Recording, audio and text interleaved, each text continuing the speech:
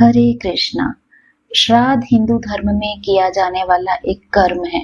जो श्रद्धा पूर्वक किया जाए वही श्राद्ध है, जो पितरों के प्रति श्रद्धा और कृतज्ञता अभिव्यक्त करने और उन्हें याद करने के निमित्त किया जाता है। इसके पीछे मान्यता है कि जिन पूर्वजों के कारण हम आज अस्तित्व में हैं, जिनसे गुण व कौशल आदि हमें विरासत में मिले हैं, उनका हम पर न चुकाए जा सकने वाला ऋण है। वे हमारे पूर्वज हैं, पूजनीय है। आज की वीडियो में आप जानेंगे साल 2024 में पितृपक्ष कब से प्रारंभ हो रहा है, कब समाप्त होगा, इस दिन क्या करना चाहिए जिससे पूर्वजों का आशीर्वाद हमें प्राप्त हो सके। साथ ही आप जानेंगे महाभारत काल से जुड़ी हुई पितृपक्ष से संबंधित कुछ मान्यताएं। सनातन धर्म में पितरों की आत्म शांति और मोक्ष प्राप्ति के लिए पितृपक्ष का समय बेहद महत्वपूर्ण माना जाता है। धार्मिक मान्यता है इस महीने में श्राद्ध, तर्पण और पिंडदान से पितरों को मोक्ष मिलता है। कहा जाता है हर साल पितृपक्ष में पूर्वज पितृलोक से धरती लोक पर आते हैं, श्राद्ध मिलने पर प्रसन्न होते हैं। इसलिए पितरों की पूजा तर्पण के कार्य श्राद्ध पक्ष में बेहद उत्तम माने जाते हैं। इस साल 17 सितंबर से पितृपक्ष प्रारंभ होगा और 2 अक्टूबर तक चलेगा। इस दौरान पूर्वज और पितरों के लिए आश्विन कृष्ण पक्ष में पितृ तर्पण और श्राद्ध कर्म अति आवश्यक है। इससे जीवन में सुख, समृद्धि और शांति बनी रहती है। पितृपक्ष का आरंभ भाद्रपद माह के पूर्णिमा तिथि से ही हो जाता है। इस बार श्राद्ध पक्ष के आरंभ में कई संयोग बन रहे हैं। अनंत चतुर्दशी के अगले दिन भाद्रपद पूर्णिमा से श्राद्ध आरंभ होते हैं, लेकिन इस बार अनंत चतुर्दशी, गणेश विसर्जन और पूर्णिमा का श्राद्ध एक ही दिन पड़ रहे हैं। तो 17 सितंबर को सूर्योदय से लेकर सुबह 11:44 तक चतुर्दशी तिथि रहेगी। इसलिए इस दिन अनंत चतुर्दशी मनाई जाएगी।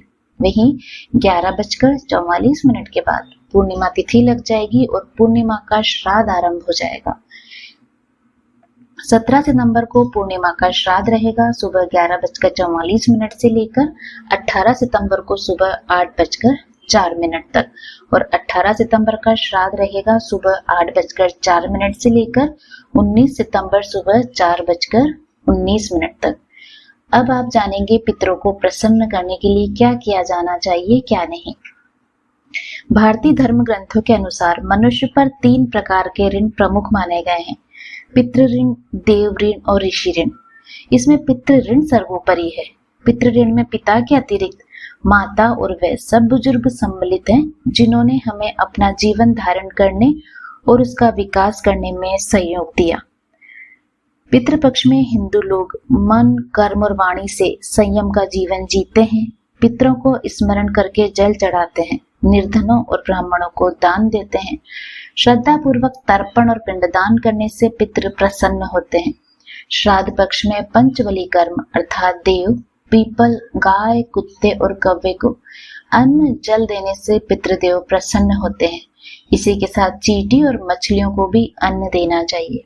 श्राद्ध में 10 तरह के दान दिए जाते हैं: जूते, चप्पल, वस्त्र, छाता, काला तिल, घी, गुड़, धान्य, नमक, चांदी, स्वर्ण, गो, जो भी यथाशक्ति आप दे सकते हैं। और आप चाहें तो सिर्फ आटा, गुड़, घी, नमक और शक्कर का दान भी कर सकते हैं। ब्राह्मण भोजन कराना चाहिए। इस दिन सभी को अच्छे से भरपेट भोजन खिलाकर दक्षिणा दी जाती है। ब्राह्मणों को वस्त्र यथाशक्ति देना चाहिए।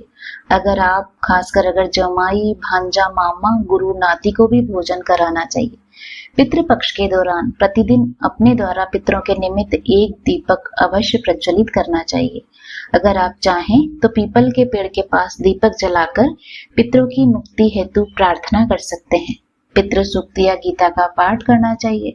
श्राद्ध पक्ष में 16 दिन तक गीता का पाठ करना चाहिए। अगर आप चाहें तो गीता जी के दूसरे व 7वें अध्याय का पाठ भी कर सकते हैं। गुड़ घी को मिलाकर सुगंधित धूप दें और जब जल जले तब तक ओम पितृ देवताभ्यो नमः का जप करें और इसी मंत्र से आहुति दें। सर्वपितृ अमावस्या के दिन शास्त्रों में मृत्यु के बाद कई तरह के विधान किए जाते हैं, जिससे पापों का प्रायश्चित होता है। जब बात श्राद्ध की आती है तो बिहार स्थित गया का नाम बड़ी प्रमुखता व आदर से लिया जाता है। गया समूचे भारतवर्ष में नहीं, संपूर्ण विश्व में 2 स्थान श्राद्ध तर्पण हेतु बहुत प्रसिद्ध हैं। वह 2 स्थान है बोध गया और विष्णुपद मंदिर। विष्णुपद मंदिर वह स्थान जहां माना जाता है कि स्वयं भगवान विष्णु के चरण उपस्थित हैं, जिनकी पूजा करने के लिए लोग देश के कोने कोने से आते हैं।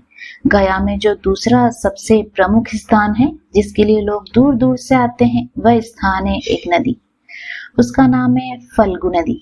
ऐसा माना जाता है कि मर्यादा पुरुषोत्तम भगवान राम ने स्वयं इस स्थान पर अपने पिता राजा दशरथ का पिंडदान किया था। तब से यह माना जाने लगा कि इस स्थान पर आकर कोई भी व्यक्ति अपने पितरों के निमित्त पिंडदान करेगा तो उसके पितृ उससे तृप्त रहेंगे और वह व्यक्ति अपने पितृ ऋण से ऊऋण हो जाएगा।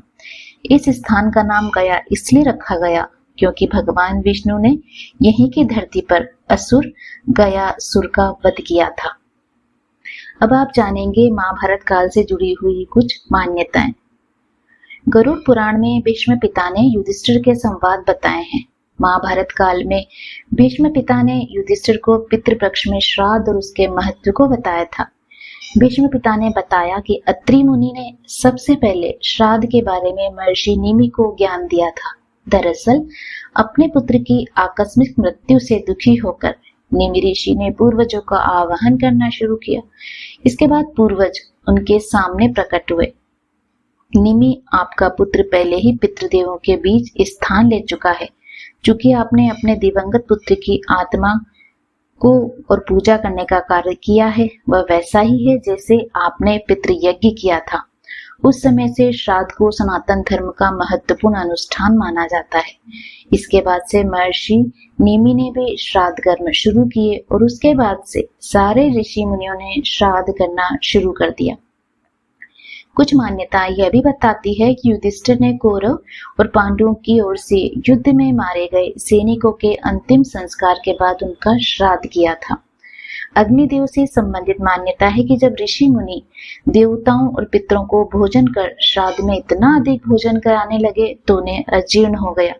वे सभी ब्रह्मा जी के पास पहुंचे और इसके बाद ब्रह्मा जी ने कहा, इसमें अग्निदेव आपकी मदद कर पाएंगे। इसके बाद अग्निदेव ने कहा कि श्राद्ध में भी आप लोगों के साथ मिलकर भोजन करूंगा, इससे आपकी समस्या का समाधान हो जाएगा।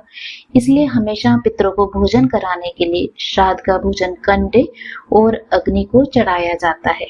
इंद्र से जुड़ी हुई एक कथा है कि दानवीर कर्ण, जो दान के लिए विख्यात थे, मरने के बाद स्वर्ग पहुंचे। वहां उनकी आत्मा को खाने के लिए सोना दिया जाने लगा। इस पर उन्होंने देवताओं के राजा इंद्र से पूछा कि उन्हें खाने में सोना क्यों दिया जा रहा है। इस बात पर भगवान इंद्र ने कहा, तुमने हमेशा सोने का ही दान किया है, कभी अपने पितरों को खाना नहीं खिलाया। बस इसके बाद पितृपक्ष शुरू हुआ और कर्ण को वापस धरती पर भेजा गया। पितृपक्ष के इन 16 दिनों में कर्ण ने श्राद्ध, पिंडदान और तर्पण किया और उसके बाद उनके पूर्वज भी खुश हुए और वे वापस स्वर्ग को लौट गए। अब आप जानेंगे कि अगर कोई भी पितृपक्ष में अगर कोई पिंडदान करने वाला नहीं है तो आप महिलाएं भी पिंडदान कर सकती है, क्योंकि सीता जी ने भी पिंडदान किया था। पिंडदान के लिए पुत्र, पौत्र, प्रपौत्र, भाई या भाई की संतान भी श्राद्ध कर्म कर सकते हैं। उम्मीद करती हूँ आपको आज की संपूर्ण जानकारी पसंद आई होगी। इसी तरह की अन्य जानकारियां सुनने के लिए आप हमारे चैनल से नए जुड़े हैं तो प्लीज इसे सब्सक्राइब तो अवश्य कीजिएगा, क्योंकि एक यही जरिया होगा जिससे हमें पता चल सकेगा कि आपको ये वीडियो पसंद आई। मिलती हूँ आपसे अगले वीडियो में, तब तक आप सभी हमेशा स्वस्थ रहें, खुश रहें।